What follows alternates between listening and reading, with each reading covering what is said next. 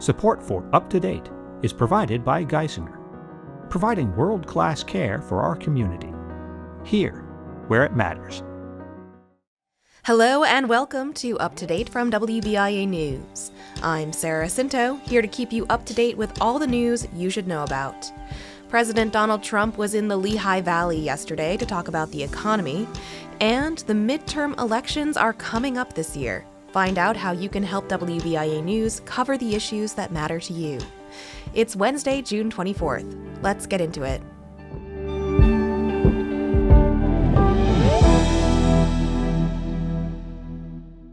We'll start in the Lehigh Valley today. President Donald Trump said his trade policies are benefiting the nation during a stop in the Lehigh Valley on Tuesday afternoon.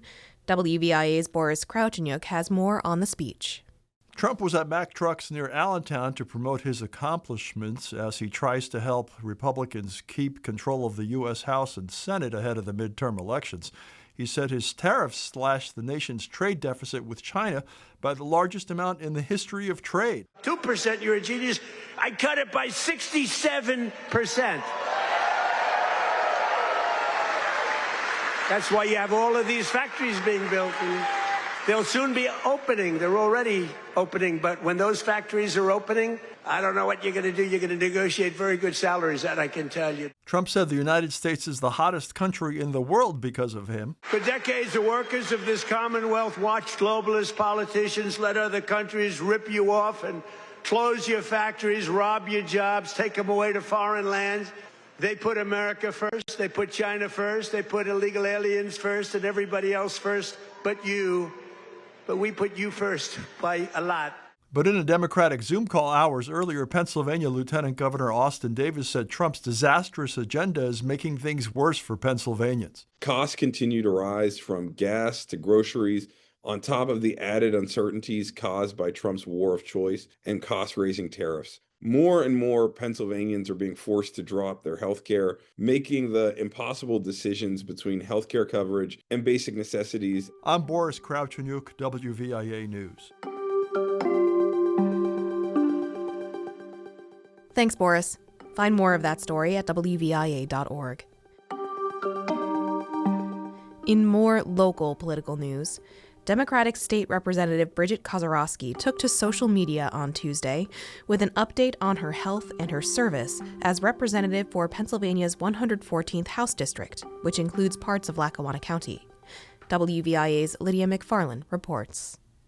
Kozarowski says she was recently diagnosed with breast cancer. The announcement was posted to her official state representative Facebook account. I was recently diagnosed because of screening, because of early detection, and I'm really wanted to share this news with everybody because I want to remind everybody how important it is to be able to have access to that kind of care. Early detection in cancer means a better outcome.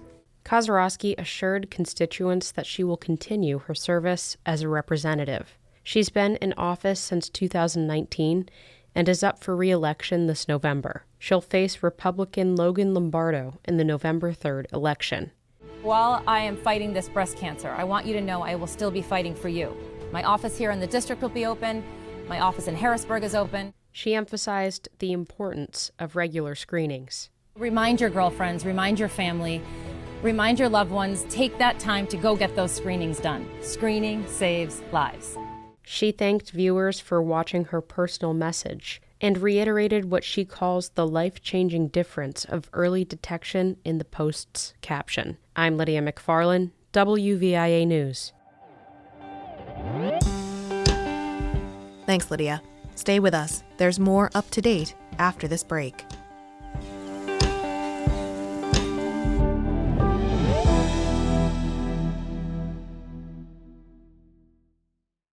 You know WVIA as your arts, news, and information station. It's time to add local sports to the list. Get ready for Sports Voices, a new feature where we partner with Fox 56 TV sports director Bob Ide to discuss the latest local sports news from around Northeast and Central Pennsylvania.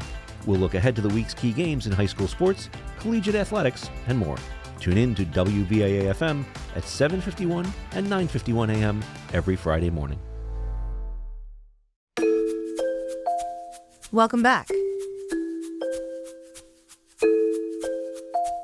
So the midterm elections might be 4 months away, but here at WVIA News, we're already preparing our coverage.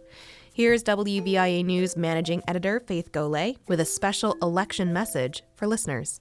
This November's elections will be closely watched around Pennsylvania and across the country, as voters' decisions could shift the balance of power in Harrisburg and Washington for years to come. WVI News wants to know what issues matter the most to you as the midterms approach. We invite you to share your thoughts by taking our 2026 election survey. Your answers will help us formulate questions for candidates.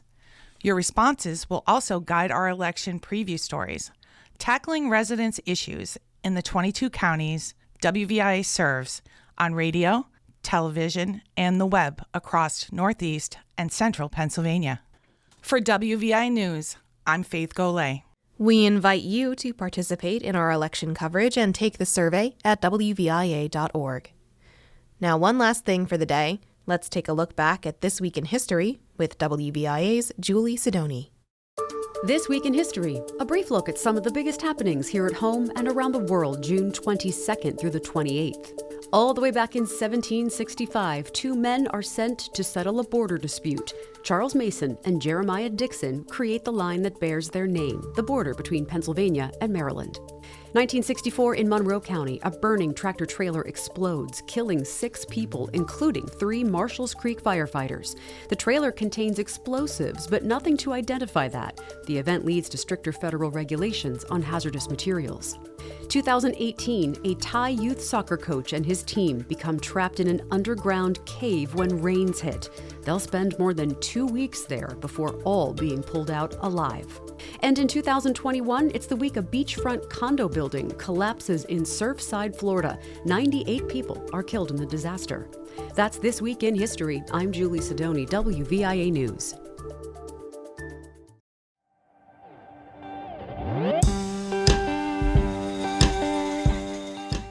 All right, I hope you're feeling up to date. Find more stories, as always, at WVIA.org. I'm Sarah Scinto. Thanks for listening today. If you want to stay in the know, make sure you subscribe and tune in every weekday wherever you get your podcasts. Enjoy your Wednesday, everyone. I'll catch you tomorrow, right here on Up to Date.